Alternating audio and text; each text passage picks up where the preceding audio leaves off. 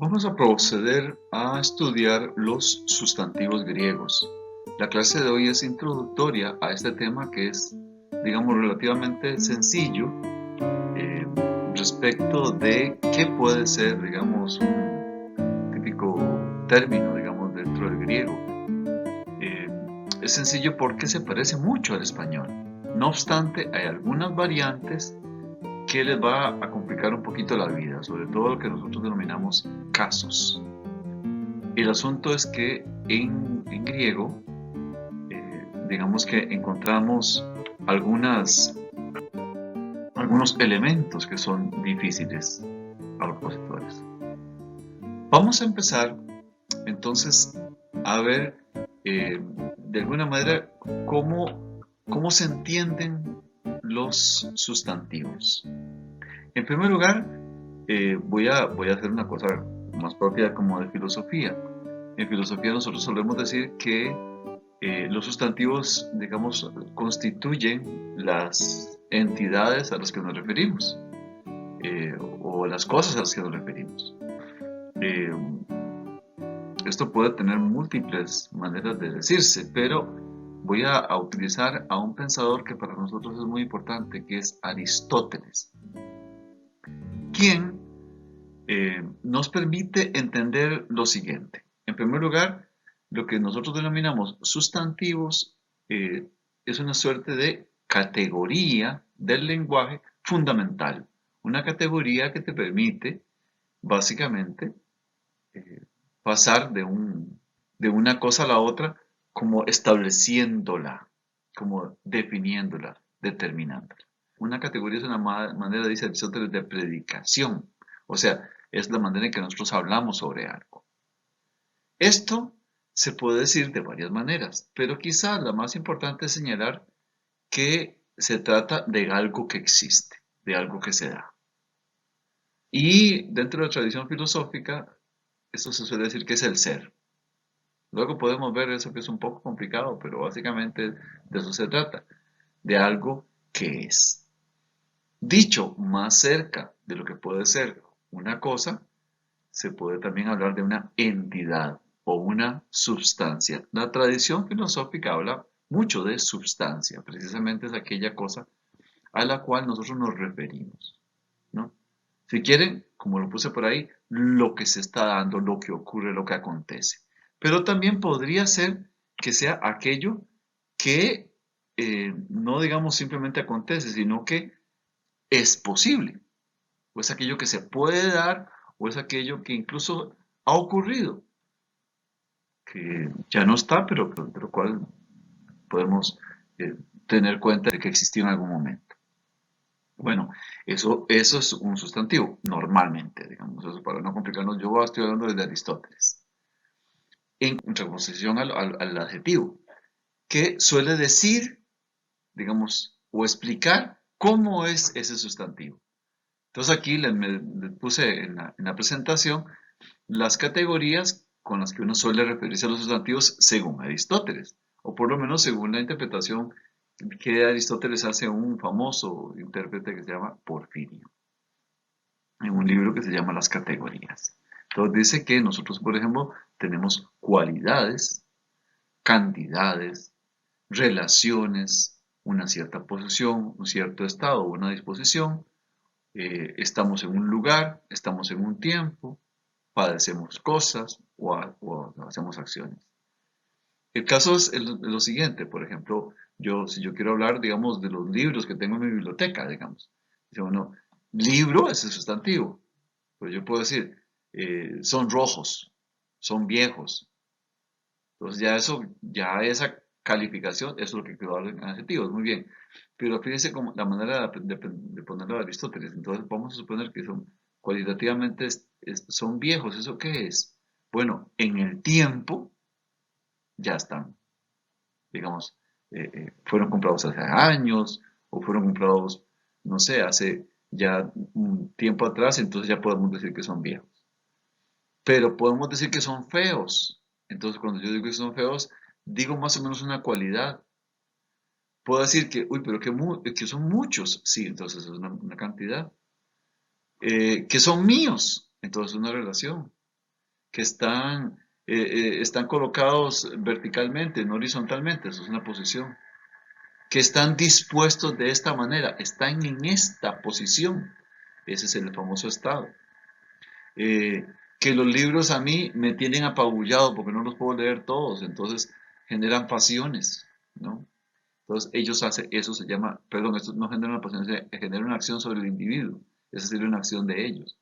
Pero por ejemplo yo puedo rayarlos, entonces sobre una pasión. Están en la biblioteca, eso es un lugar. Y hay muchas maneras de decir eso, pero fíjese que normalmente eso se dice con adjetivos, es común y corriente. Claro que también se puede decir con otros sustantivos. Bueno, esto era para un poco, para introducir los problemas del lenguaje, están relacionados con cosas que sabemos que se establecen en nuestra realidad, por lo menos en la perspectiva de Aristóteles. Y ese paso a la realidad es crucial.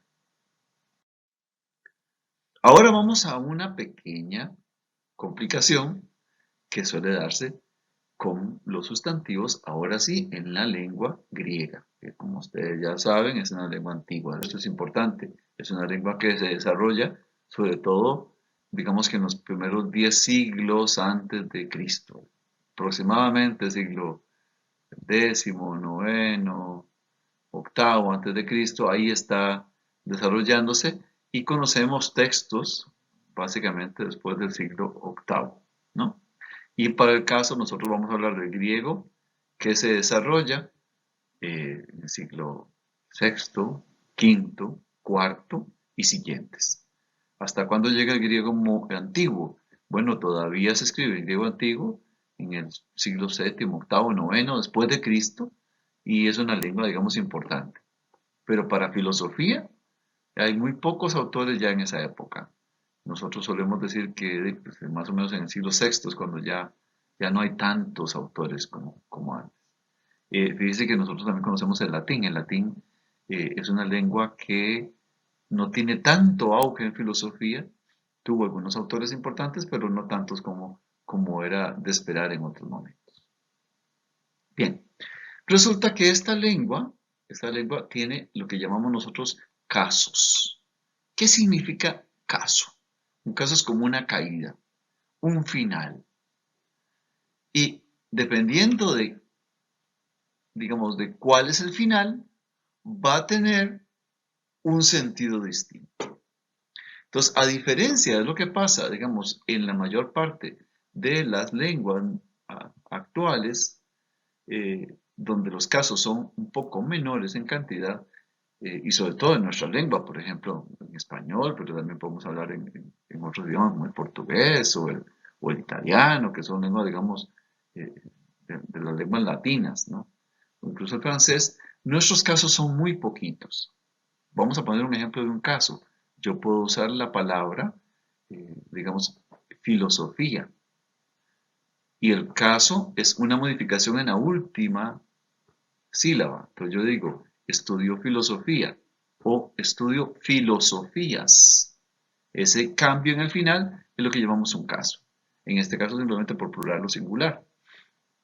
Pues en griego no solo existe singular y plural, sino que existen, digamos, un conjunto de casos que hacen que dentro de la oración la palabra cambie según el caso con el que termina. Yo no sé si esto es totalmente claro, pero vamos a ver varios ejemplos para poderlo situar. Fíjense que entonces en griego tenemos los siguientes casos. Se llama nominativo, 1, vocativo, genitivo, acusativo y dativo. ¿Qué significan esos casos? Bueno, ahora los usos los vamos a ver un poquito más tarde, pero básicamente lo que significa es que se cambia el final de la palabra. Fíjense, por ejemplo, si yo digo logos, ahí tienen la palabra logos, ojo, aquellos que no se acuerdan cómo se escribe o cómo se lee, ¿no? Que hay que practicarlo. Entonces, digamos, logos, esta palabra que tenemos aquí, logos, está en nominativo. Cuando esa palabra tiene otra función, como es el caso del vocativo, entonces ya no se dice logos, se dice loge. Y si yo quiero que cumpla una función distinta todavía, digo logu, ¿ya? O logon o logo. Vean, todos esos son precisamente los casos que acabamos de mencionar. El vocativo corresponde a loge, el genitivo a logu, el acusativo a logon y el dativo a logo. Los que están viendo aquí abajito, que dice logoi, logoi, logon, logus y logois, corresponden a las formas en plural de los mismos casos. Entonces fíjense que tenemos plural y singular. Todavía hay una cosa que no se las puse para no enredarlos, no complicarles la vida, que en griego se llama dual. O sea, yo puedo hacer básicamente, digamos, frases como en español. Yo, por ejemplo, puedo decir, eh, la palabra es X, digamos, la palabra es fuerte. Entonces yo uso logos, por ejemplo. Pero yo digo, las palabras son fuertes, entonces logoi. Pero si digo dos palabras, entonces ya se cambia un poquito la palabra, se dice logo. No les puse el caso, pero más o menos para que tengan una idea. Pero entonces eso es lo que nosotros denominamos casos. Como pueden ver, tiene que ver con funciones que están dentro del sistema de la gramática griega. Esto tienen que repasarlo bien, luego por si acaso les cuesta entenderlo. Pero vamos a verlo tal vez un poquito mejor explicado, ¿no? ¿Para qué suelen utilizarse los nominativos, el vocativo, el acusativo, el genitivo y el dativo? Esto nos va a llevar nuestro tiempo, pero antes voy a tener que recordar cosas que tal vez a algunos no les gustaría que se les recuerde, que tiene que ver con cosas que posiblemente vi en el colegio, ¿no? Conceptos que son iguales en español, pero que nosotros decimos distinto, no con los casos. Por ejemplo, nosotros tenemos sujetos en español, tenemos aposiciones en español, tenemos complementos directos, complementos del nombre, complementos indirectos, complementos circunstanciales. Esos son como, ¿no? Hay muchos otros elementos, pero esos son como los comunes. Bueno, fíjense que ahí está precisamente parte de lo que estos casos funcionan. El sujeto normalmente lo relacionamos con el nominativo. ¿Mm? El vocativo suele ser una aposición del sujeto. El acusativo, por su parte, normalmente funciona como un complemento directo. A veces tiene otras funciones, pero es muy importante que sea como complemento directo. El genitivo funciona como complemento del nombre. Y el dativo como complemento circunstancial o también como complemento indirecto. Voy a tratar de explicarlo para que esto no sea como muy extraño. Por ejemplo, vamos a hablar en español. El sujeto, pues es sujeto común de cualquier frase. Supongamos una oración cualquiera.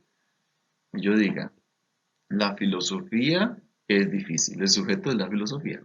Ya. Pero si yo digo, por ejemplo, Luis, ponga atención. Entonces, Luis, ponga atención. ¿Quién es el sujeto de ponga? Entonces dice, bueno, el sujeto de ponga es Luis. No es exactamente. El sujeto de ponga atención es usted. Ponga atención. Entonces, Luis es una aposición de usted. Pero usted no estaba, no importa. Muchas veces nosotros lo quitamos. Yo digo, Luis, ponga atención. Estoy usando el equivalente al vocativo del griego. Entonces, cuando lo regañan a uno, le dice, joven, ven acá. Dice, joven, ese es llamado, por eso se llama vocativo, es como una especie de llamado. Entonces, eso es lo que denominamos aposición. El acusativo es el complemento directo. A ver si eso no nos complica la vida. ¿Se acuerdan?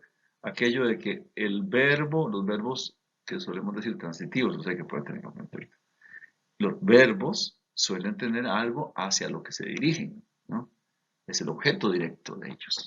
Entonces, por ejemplo, yo puedo llegar a decir, quemé un libro. Yo quemé un libro o quemé el libro. Entonces, lo que recibe la acción del verbo es ese complemento directo. Parece que está fácil, lo que pasa es que eso luego se complica un poquito. Nosotros, por ejemplo, utilizamos para cuando hablamos de objetos, no usamos la A en español, pero para personas sí. Yo quemé a Luis.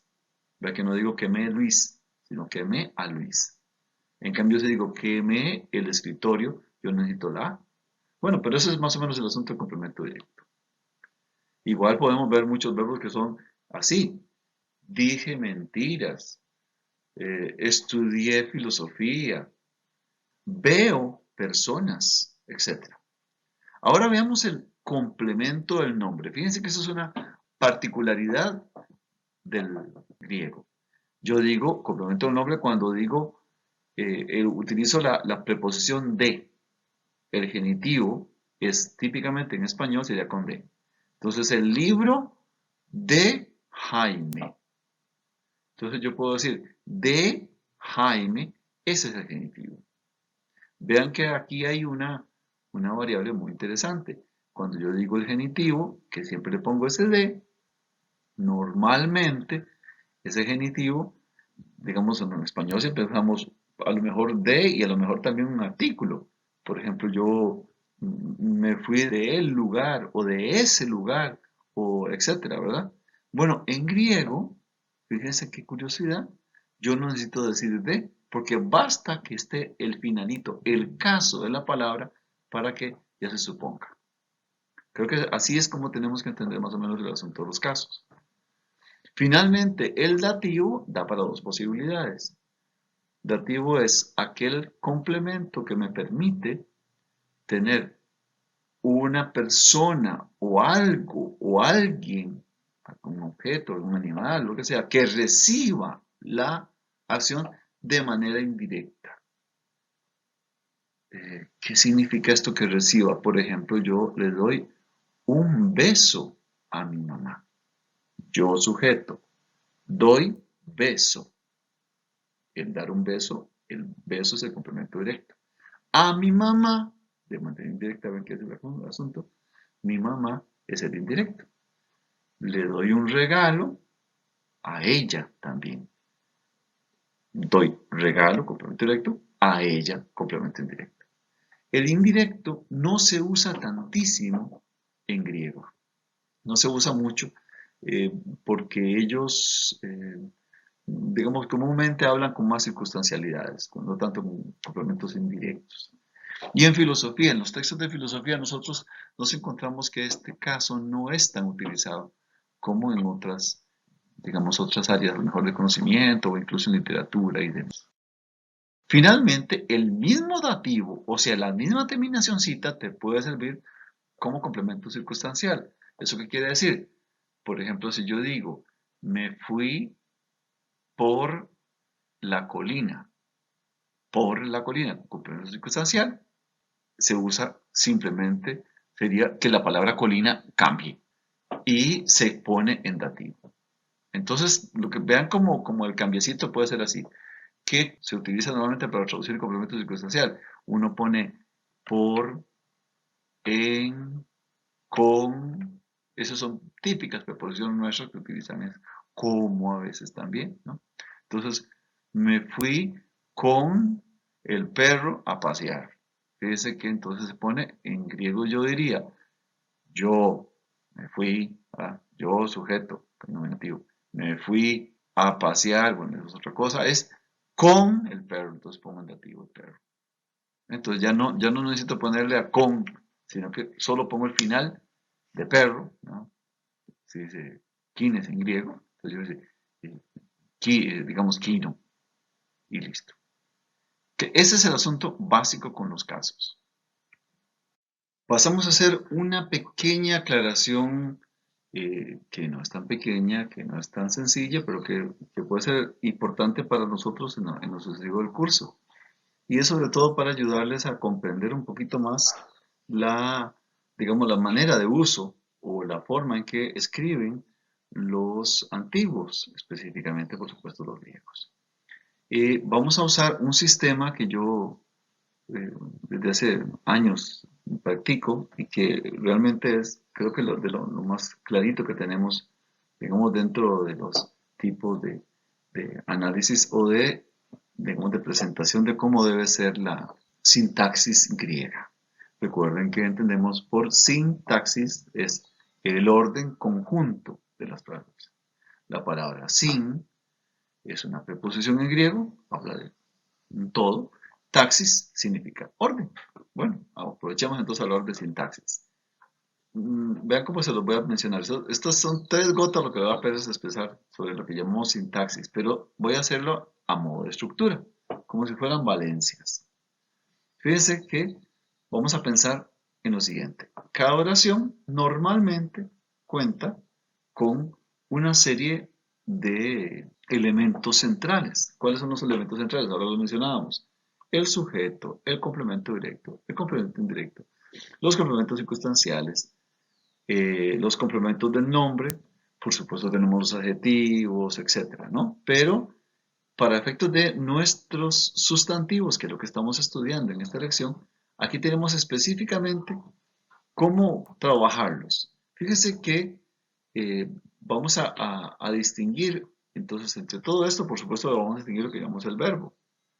Cuando decimos, por ejemplo, la filosofía es compleja, yo suelo decir, bueno, la filosofía es el sujeto y es el verbo, y compleja debe ser algo que va a la par del verbo. Bueno, nosotros llamamos eso normalmente predicado nominal. Bueno, fíjese que lo que les voy a proponer es que aprendan a hacer lo siguiente, a distinguir entre el sujeto, por supuesto, y el predicado verbal claramente.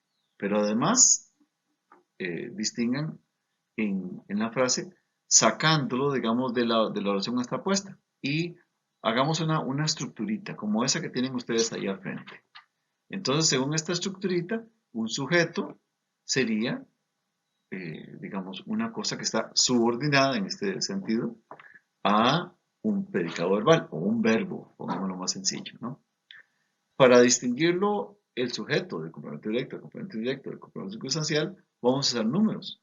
Entonces, fíjense que el 1, vean ahí cómo está puesto, es el sujeto. La valencia del 2 es el complemento directo, el 3 el indirecto y el 4 el circunstancial. Todavía hablamos de complemento del nombre, que en este caso estaría hablando de un nombre. Por ejemplo, el nombre puede ser el sujeto. Si yo digo el perro de Luis es feo, entonces yo digo, hay sujeto, el perro. Y de Luis, que es el complemento del nombre, cuando dice CN, hay complemento del nombre. Y es feo, iría en el predicado verbal. ¿Ya? Voy a poner una frase distinta. Mamá tiene calor. Entonces, si mamá tiene calor, mamá es el sujeto, el predicado verbal es tiene, y calor, que es el complemento directo, el número 2.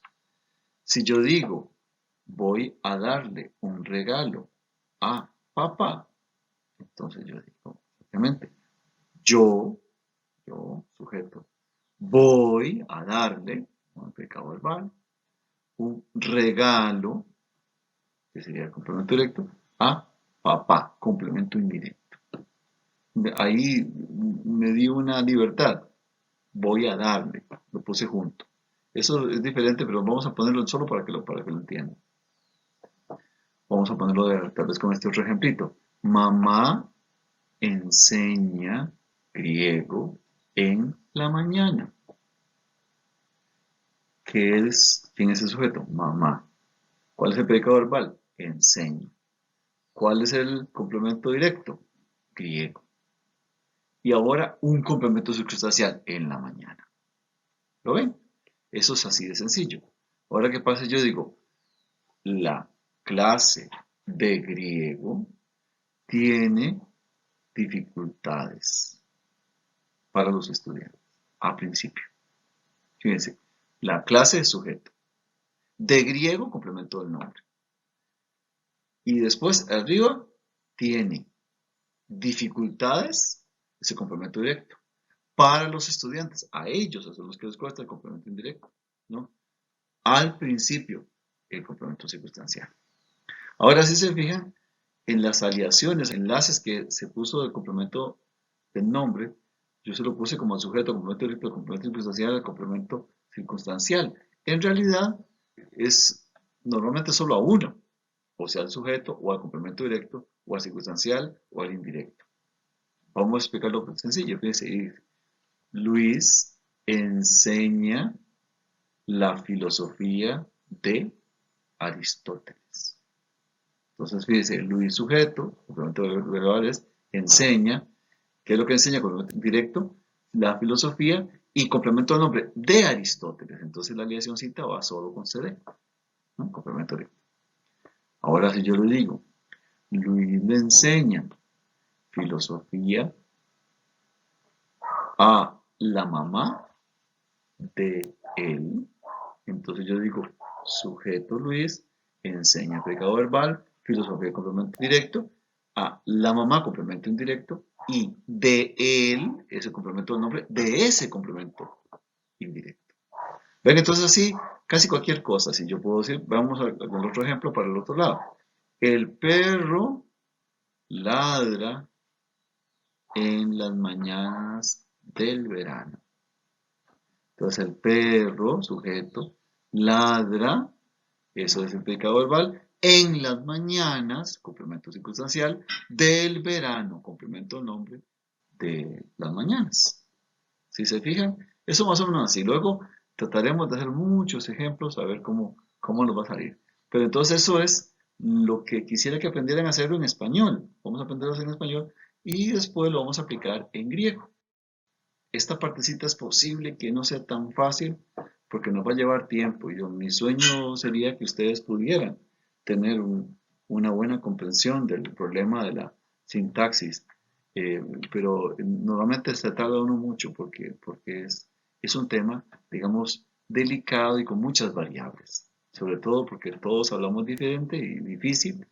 Y después, por supuesto, cuando ya yo voy a estudiar en un idioma que me es ajeno, como puede ser el griego o cualquier otro, como luego veremos el latín, pues eso hace que sea un poquito más complicado. ¿A dónde van los sustantivos? Eso quería mencionárselo porque es muy interesante. Fíjese, nosotros pensamos a veces sustantivos son solo sujetos. No. Los sustantivos pueden ser sujetos, pueden estar como complementos directos, como complementos indirectos, como complementos circunstanciales y como complementos del nombre. Pero todavía puede estar como parte del predicado verbal. Vamos a pensar este ejemplo. A ver. El libro es un instrumento. Fíjense, yo digo es instrumento.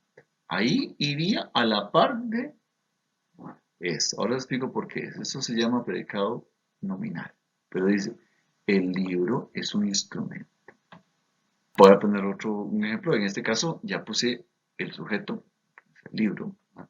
Y es instrumento, iría arriba. Pero pongámoslo con complemento directo. Un complemento directo que sea literalmente un sustantivo. Yo leí un libro y ya está. Ahí el complemento directo es un sustantivo. Más bien casi lo normal es que uno sea sustantivo, ¿verdad? Los complementos. Y el indirecto, si yo le dice un regalo a mi mamá, mamá es un sustantivo. Eso está clarísimo.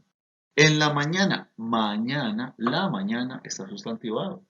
Entonces, eso es sustantivo. O dice, el perro mordió al gato con sus fieros dientes, y con dientes, dientes es sustantivo, y ahí iría, dientes iría en el complemento circunstancial. ¿Ya? Si yo digo el perro de Luis, pues de Luis, Luis es sustantivo. Luis iría ahí en el complemento del nombre. Creo que entendemos dónde van los sustantivos. Luego veremos, cuando vemos adjetivos, que es relativamente más sencillo que esto que vamos a hacer, ¿no? No lo voy a complicar porque creo que es muy Muy simple, para no complicarnos, añadir simplemente que los sustantivos juegan todos los lugares en esta estructura que estamos conociendo hoy. Ahora sí les voy a complicar un poquito más la vida. Vamos a ver cómo se usan los casos. Ahora lo mencioné, pero quiero que lo tengan un poquito más completo. Por lo menos este cuadrito, vean, este cuadrito se va a ser importante para que ustedes lo tengan presente. Vean cuál es el sujeto. Pues normalmente decimos que es el nominativo. ¿Cuál es el complemento directo? El acusativo. ¿Cuál es el complemento indirecto? El dativo. ¿Cuál es el complemento circunstancial? El dativo también. O sea, que si usted modifica las palabras en griego, solo un poquito, no tiene que añadirle más cosas que ese finalito cambiado. ¿Ya? Ven el complemento de nombres del genitivo, ¿lo vieron abajo? Ahora, ¿por qué puse tantos otros elementos? Vea qué sencillo está ahí, donde dice el 2, el acusativo. Acusativo dice o genitivo con ciertos verbos. Eso se usa en griego, pero también se usa en otros idiomas. Fíjese que yo puedo decir, me acuerdo de mi mamá. Entonces dice, uso de, qué raro, ¿verdad? No dice, me acuerdo mamá, me acuerdo de mi mamá. Eso es porque originalmente esa palabra tenía un uso de genitivo y por eso se quedó el de. Entonces fíjese, qué curioso. Entonces hay verbos, hay sí algunos verbos que usan ese de. Y en esos casos el genitivo, que normalmente yo lo pongo abajo como si fuera un complemento del nombre, ¿ya? Pues ese genitivo funciona como complemento directo. ¿Y cómo sé yo eso?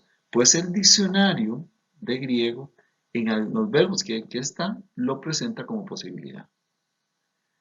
Por si acaso, para que tengan presente esto, en el curso, en la mediación virtual, sí, yo le subí un diccionario de griego, digamos que escolar, básico, ¿no? Y ese le funciona muy bien.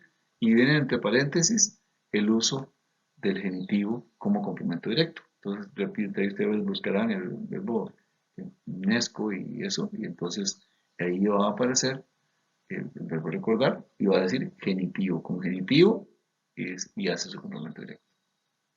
Ese 2, vean que es raro, pero es así.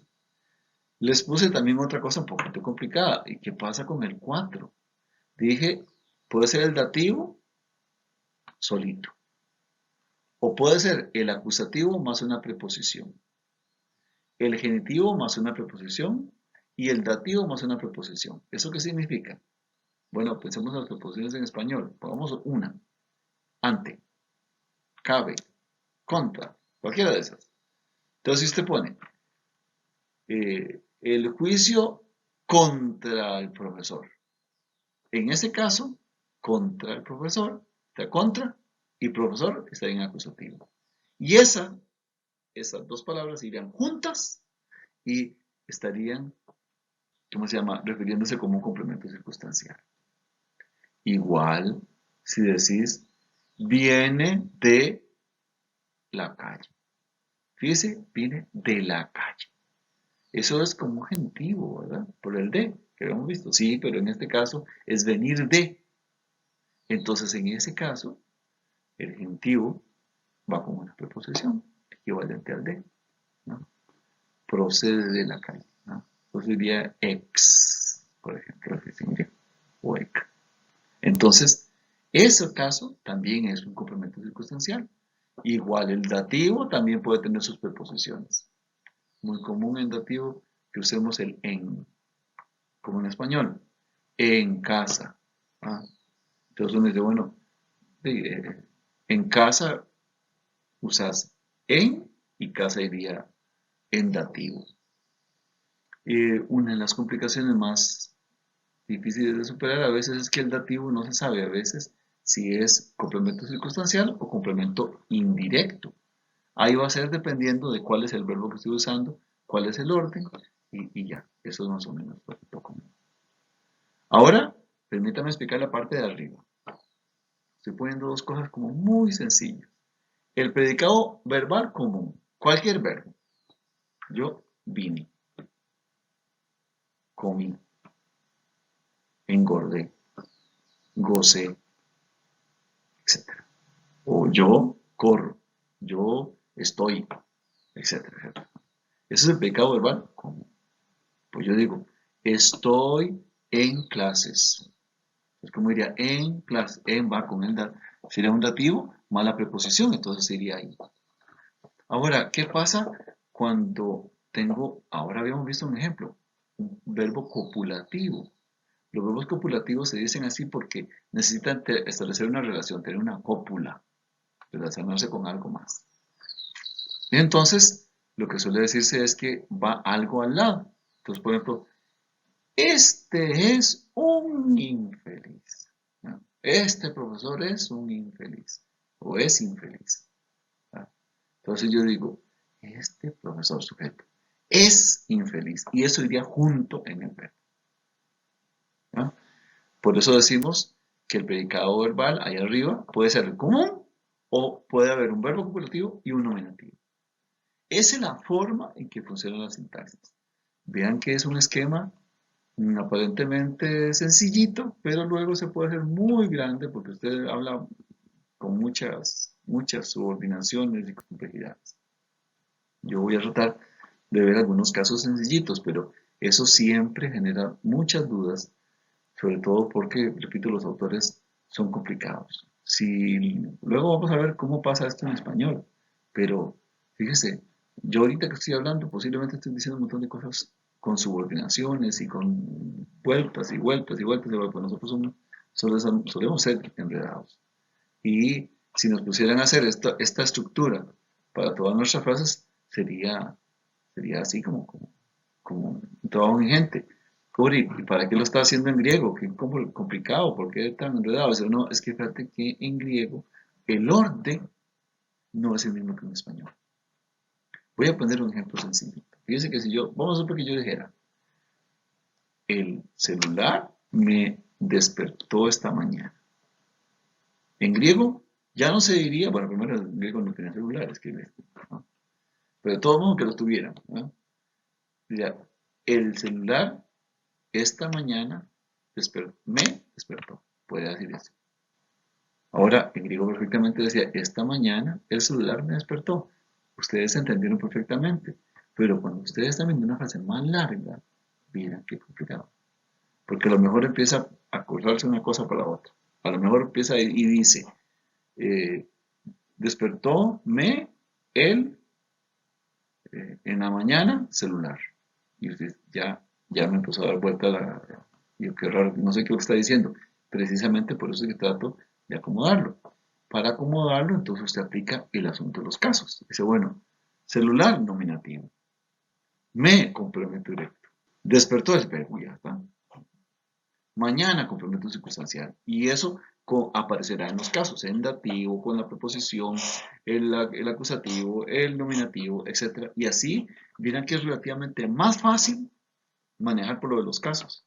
Nosotros, en cambio, tenemos que tener una organización más clara en el orden y demás, porque usamos muchas preposiciones y muchas conjunciones complicadas, como la palabra que.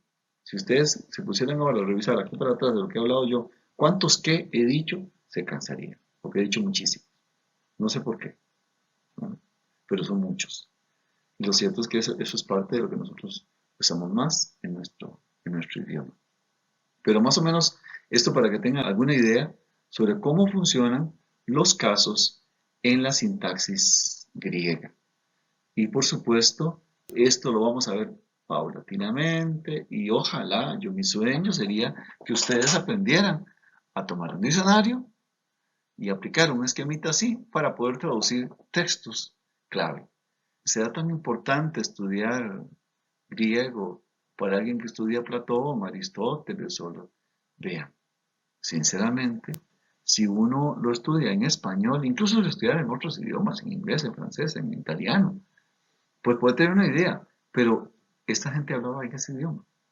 Y como cuando usted habla en su idioma, a veces hay cosas muy propias de ese idioma. Entonces la lógica es distinta, los sentidos son distintos, las palabras se enriquecen distinto. Yo, por ejemplo, en este momento dijera, tengo mucha pereza. Eso está claro. Pero dice, la pereza me tiene enfermo y ustedes empiezan a decir, uy, no sé qué significa la pereza me tenga enfermo. Puede ser que esté depresivo, puede ser que esté vago, que hoy no quiera trabajar, puede ser que efectivamente esto está por el culpa del coronavirus, aperezado en la casa, lo tiene enfermo, ya no aguanta más, etc. O sea, entonces uno empieza a ver que las palabras adquieren sentido según, primero, los tiempos, las épocas y lo que uno, digamos, de alguna manera trata de entender. Entonces, cuando Platón, por ejemplo, habla, pues él habla para la gente del siglo IV antes de Cristo, igual Aristóteles, ¿no? Entonces, claro, imagínese usted cuando, ya que se ponga a hablarnos a nosotros 24 siglos después, ¿no? Solo para que tengan una idea, hace poquito cumplió años Aristóteles, cumplió 2400 años. Lo celebramos muy contentos, todos nosotros, nos gusta Aristóteles, nos gusta Platón. Y decía, yo estaba feliz porque él nació en 384 y hoy eso fue en 2016. 384 en 2016 fueron 2400 años, porque sume los 384 más los 2016 y ya tiene ahí hasta los 2400. Bueno, esta gente tan largo culturalmente de nosotros, puede entenderla, pues por lo menos hagamos el intento de aprender un poquito el idioma. ¿Qué pasa si usted no lo hace? Pues digamos que se está perdiendo una oportunidad importante, una oportunidad que debería comprender con un poquito más de rigor esto que está diciendo esta gente.